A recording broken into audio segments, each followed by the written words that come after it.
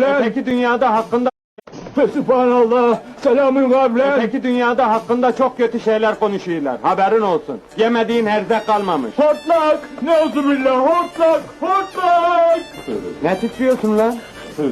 Amma ödlek şeymişsin. Bir üflesem gebereceksin. Üf! Aa, sahiden öldü. Ulan ne şanslı adammış ya. Mezarı da hazır. Fesubhanallah. Selamün kavlen. Öteki dünyada hakkında çok kötü şeyler konuşuyorlar. Haberin olsun. Yemediğin herzek kalmamış. Hortlak. Neuzubillah. Hortlak. Hortlak. Ne titriyorsun lan? Amma ödlek şeymişsin. Bir üflesem gebereceksin. Üf! Aa, sahiden öldü. Ulan ne şanslı adammış ya. Mezarı da hazır.